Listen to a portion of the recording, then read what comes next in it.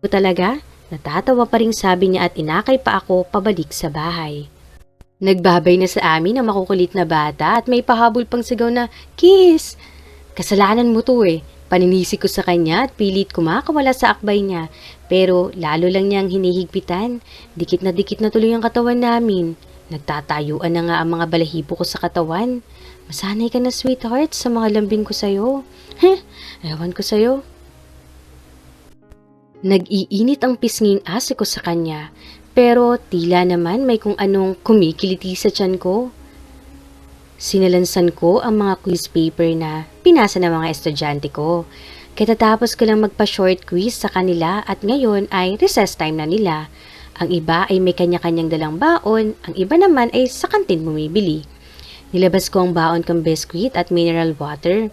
Ito lang ang kakainin ko ngayon dahil nag-almusal naman ako kanina sa bahay. Teacher! Nagtaas ako ng tingin at nakita sa harapan ko si Penpen na nakangiti. Medyo nagkalaman-laman na siya ngayon, hindi gaya dati. Nakatulong ang vitamins na iniinom niya. Ganun din ang mga kapatid niya nang makita ko sila nang dalawin ko sila last week. Maging ang tatay nga niyang si Mang Lunyo ay umaayos na rin ang lagay at nakakapaghanap buhay na. Bagamat tuloy-tuloy pa rin ang paggagamot niya. Ano yan, Pen? Nakangiti ding tanong ko at nilapag ang hawak na ballpen. Pinabibigay po ni tatay. Aniya at nilapag sa lamesa ang plastic bag na puti na may Tupperware. Sinilip ko ito. Biko ang laman ng Tupperware na paborito namin ni Chang. Uy, salamat! Paborito namin ni Chang to. Nag-abala pa si Mang Lunyo. Sabi ko, birthday po kasi ni nanay ngayon at paborito niya po talaga yan, kaya nagluto po si tatay at naisip niyang bigyan po kayo. Salamat. Sabihin mo rin sa tatay mo ha, salamat. Tumangutango siya. Wala pong anuman teacher. Maliit na bagay nga lang po yan kumpara sa ginawa niyo po sa amin. Nginitian ko siya. Kumusta na kayo magkakapatid? Ang tatay mo, hindi na ba inuubo at nilalagnat? Ayos lang po kami nila Tintin at Junjun. Mabibigat na nga po sila at malalakas ng kumain. Si tatay po, ay maayos na ang pakiramdam. Hindi na po siya inuubo ng malala at nilalagnat. Nakakapagkalakal na nga po siya pero titigil na rin po siya sa pagkakalakal dahil magtitindahan na po kami. Kwento niya. Talaga? Aba, maganda nga yan, sabi ko. At least, hindi na mauulalan at maaarawan sa daan si Mang Lunyo. Kung magtitindahan na siya ay at least sa bahay na lang siya at mababantayan pa ang dalawang bata. Opo, may dumating po kasi sa bahay namin na taga DSWD, kasama ni Sir Lloyd at iba pang mga pulis. I-relocate na daw po kami at tutulungan magtayo ng tindahan para si tatay hindi na daw po mangalakal at may magbabantay na sa dalawa kong kapatid. Uy, good news nga. Ibinalita niya at masaya ako para sa kanila. Kasama din si Lloyd ng taga DSWD na dumalaw sa inyo? Tanong ko. Opo. Tiningnan po kasi nila yung bahay na pasugalan at ang sabi po ng DSWD, lahat daw po na nakatira sa looban ay ililipat na at gigibain na po yung malaking bahay na pasugalan para daw po hindi na bumalik yung mga manunugal. Oh, ganun ba? Hindi kasi nabanggit sa akin yun ni Lloyd. Mamaya nga tanungin ko siya. Saan naman kayo lilipat? Baka naman malayo, tanong ko. Yung iba po sa malayo, pero kami po malapit lang din sa amin. Yun po kasi ang pakiusap ni tatay na sana sa malapit lang kami dahil nag-aaral pa nga po ako at si Sir Lloyd daw po ang bahala sa titirhan namin. Tumaas ang kilay ko at tumangutango ako. Mabuti naman, maganda nga yan. Sa Sabado, dadalawin ko kayo ulit ha. Sige po teacher, sasabihin ko po kay tatay para po makapaghanda. Naku, wag na. Mapapagastos lang kayo. Titingnan ko lang naman ang lagay nyo. Kumamot siya sa ulo. Kayo pong bahala, teacher. Sige na, mag-recess ka na. May baon ka ba? Opo, pinabaunan din po ako ni tatay ng biko, saka tinapay at juice. Aniya, tinanguan ko naman siya. Bumalik na siya sa desk at kinain ang baon niya habang nakikipagkwentuhan sa katabing kaklase. Napapangiti na lang ako habang pinagmamasdan ng mga estudyante ko. Bilang teacher nila, sisiguraduhin kong ibibigay ko sa kanila ang tamang kaalaman. Dinukot ko ang susi ng sasakyan ko sa bulsa at pinindot ito. Tumunog ang pick-up truck ko. Tapos na ang duty ko at pupunta ako ngayon kay Aliana. Nasasabik akong makita siya. Kahit na ba magka-chat lang kami kanina ay iba pa rin yung nakikita at nakakausap ko siya ng personal. Bitbit ko sa isang kamay ang supot ng mga prutas na binili ko kanina. Pagdaan ko ng palengke. Di na kasi niya ako pinagpapadala ng bulaklak dahil natatambakan na sila sa bahay nila. Pero hindi naman pwedeng wala akong dalhin at walang ibigay sa kanya. Kaya heto, prutas na lang ang ibibigay ko sa kanya, mas healthy pa kaysa naman puro junk food ang kinakain niya. Lloyd! Lumingon ako sa tumawag sa akin. Nakangiting lumapit sa akin si Julia na nakasibilyan na.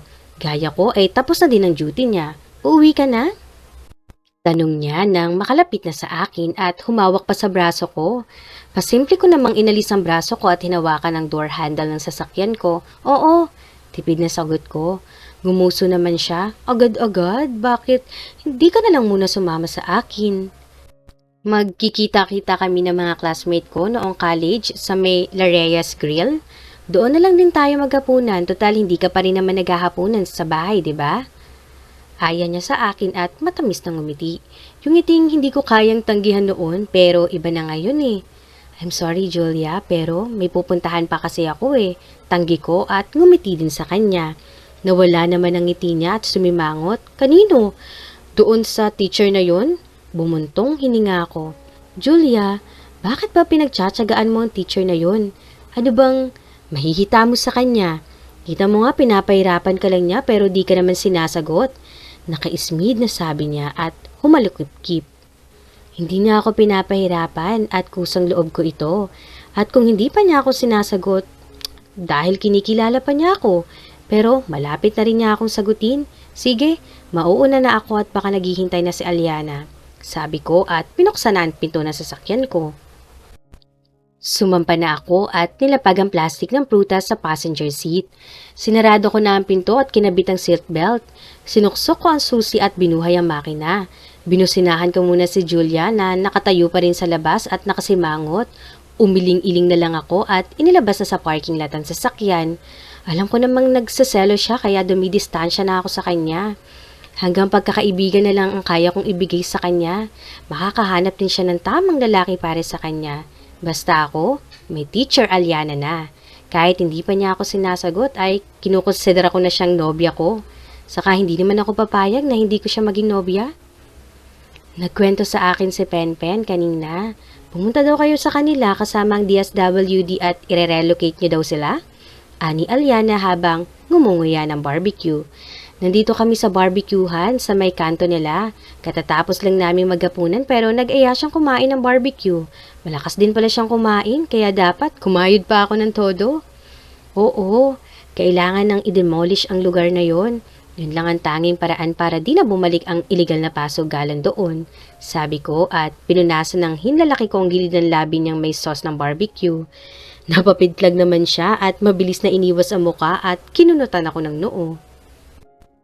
Nginisian ko lang siya, pasasaan ba at masasanay din siya sa mga hawak ko. Actually, good news yan, lalo na sa kanila kina Penpen. Hindi safe sa kanila magkakapatid ang lugar na yon. Komento pa niya at kumuha pa ulit ng isang stick ng barbecue na may taba pa. Ako naman ay isaw ang nilantakan ko. Ang sabi kasi sa akin ni Penpen, ikaw daw ang bahala sa lilipatan nila. Saan mo naman sila ililipat? Tanong pa niya. Doon lang sa kanto ng barangay na tinitirahan ko. May paupahan kasi ako doon at bakante ang isang unit.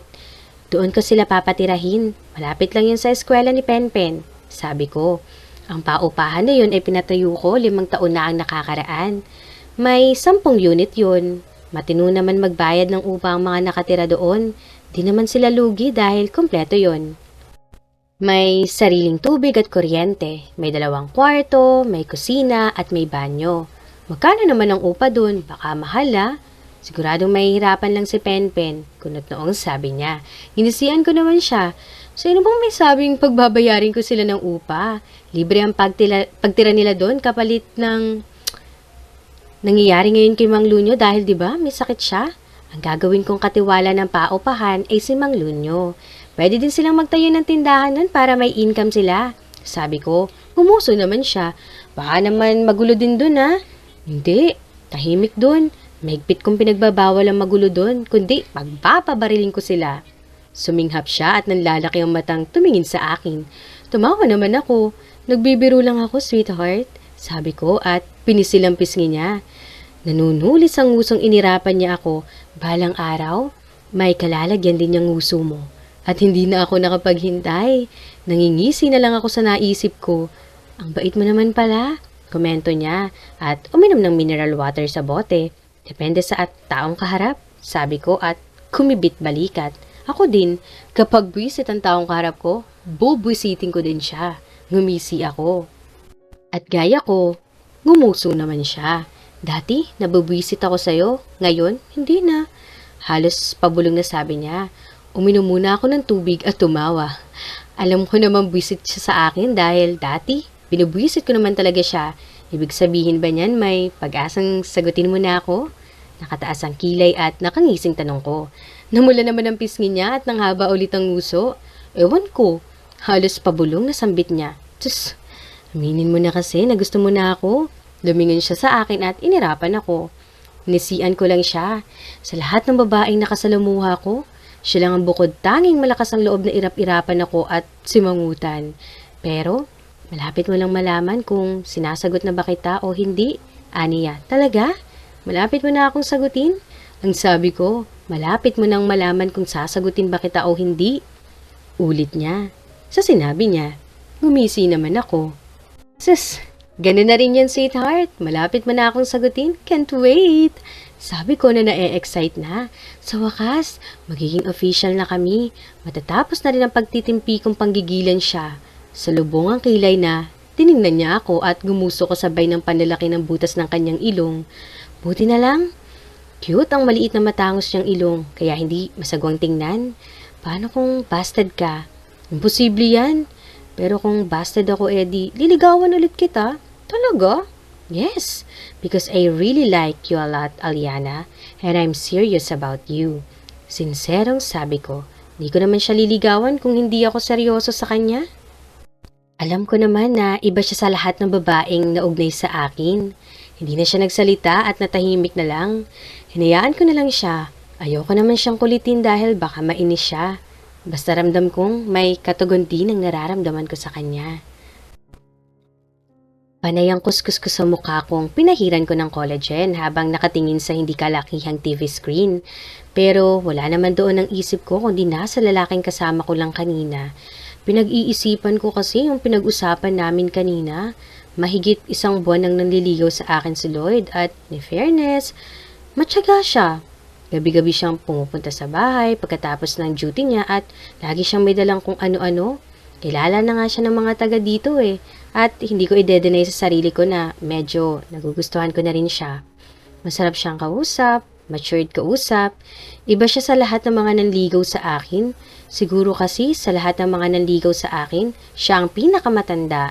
Yun nga lang, mahilig mananching. Nawibili nang humalik sa pisngi ko. Nagiinit ang pisnging ngumuso ako. Ay, sagutin ko na kaya siya. Sa isiping iyon ay lumakas ang kabog ng dibdib ko at parang may kumikiliti sa tiyan ko. Ay, ano ba yan? Ba't parang kinikilig ako? Hindi ba napupudpud yung mukha mo sa kakakuskus mo? Kanina ka pa kumuskus ng mukha mo, sabi ni Chang na nakadaster na pantulog na. Tumigil naman ako sa pagkuskus ng mukha. Medyo natutuyo na rin ang collagen sa mukha ko. Papasok na ako sa kwarto.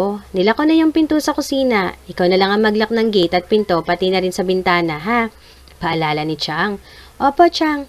Matulog ka na rin. May pasok ka pa bukas. Opo, tatapusin ko lang po itong pinapanood ko. Sabi ko at prente ng sumandal sa armrest ng sofa at tinuon ang mata sa TV. Pumasok naman si Chang sa kwarto niya.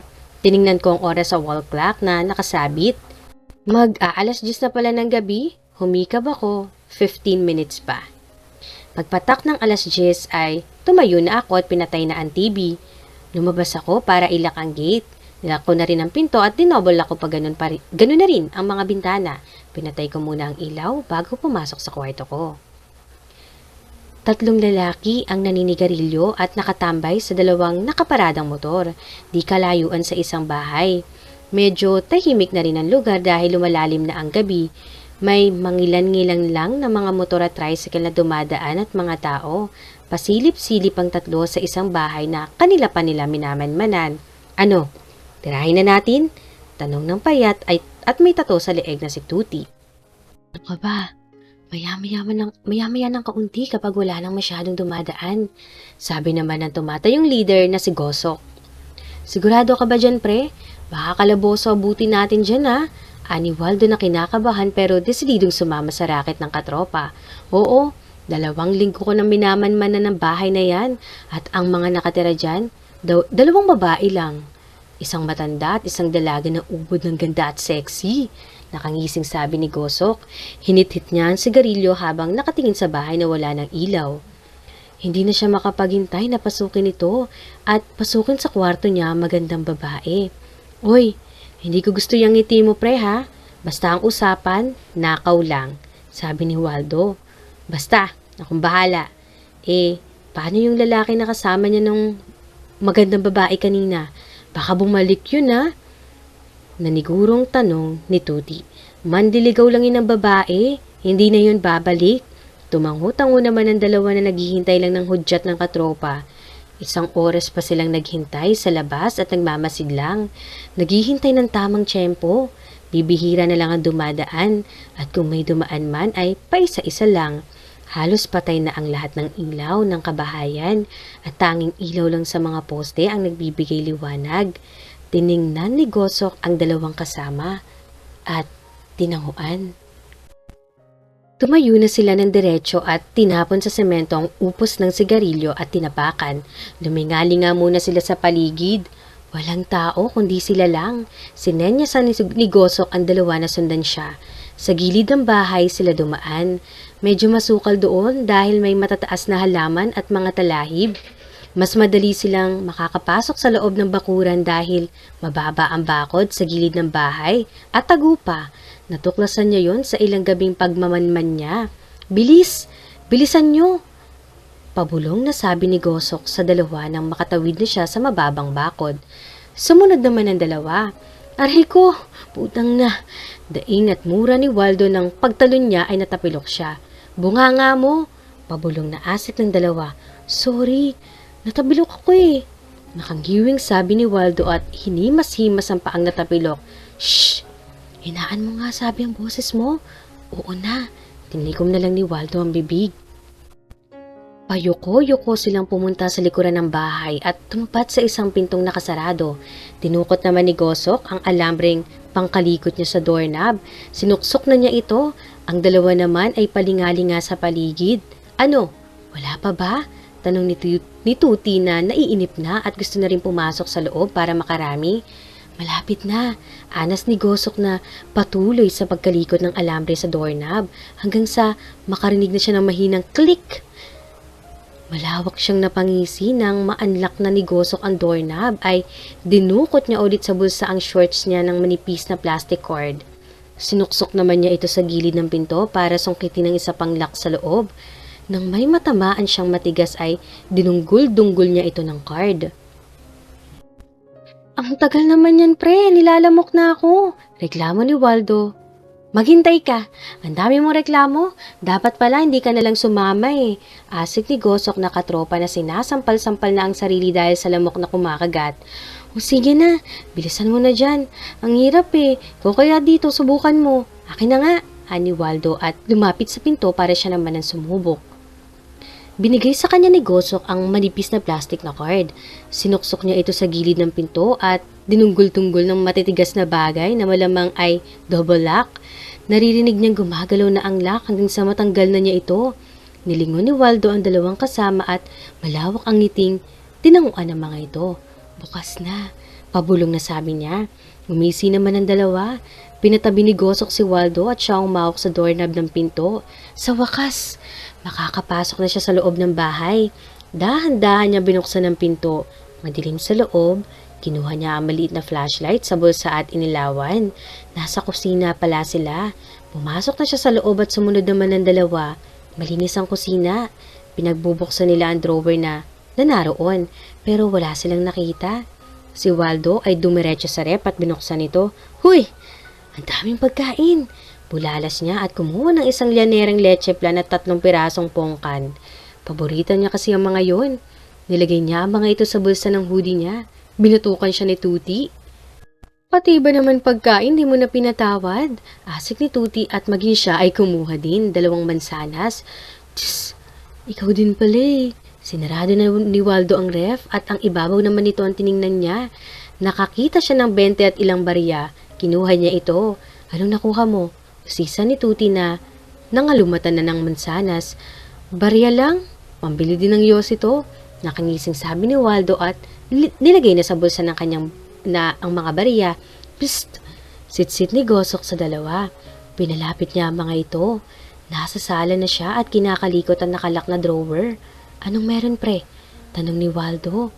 Tinuro ni Gosok ang drawer at ngumisi. Siguradong may laman to. Nakalaki at hindi na nga siya nagkamali. Dahil nang mabuksan ang drawer, may laman itong pera at isang mamahaling relo. Agad niya itong kinuha at pinakita sa 2 kasama. Nagniningning ang mga mata. Jackpot! Bulalas ni Tuti. Mamaya na natin paghatian to. Sige, maghanap pa kayo dyan. Baka may makita pa kayo. Sabi ni Gosok sa 2 at binulsa na ang nakuha niya. Ang 2 naman ay naghanap pa nga sila sa sala. At di naman sila nabigo. Dahil may nakita silang mga pera. Barya-barya man pero pera pa rin. Samantalang si Gosok naman ay 1 kwarto. Ang pinunteriya. Sa isip niya ay pagkakataon na niyang matikman ng babaeng pinapantasya niya.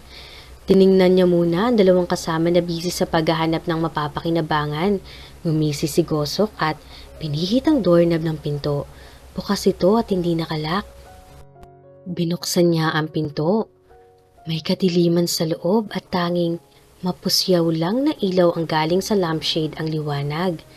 Nakita niya ang bulto ng isang babaeng nakahiga sa kama na malalim na ang paghinga. Ngumising, demonyo siya. Nanginginig na ang kamay niya at hindi na makapaghintay na hawakan ito.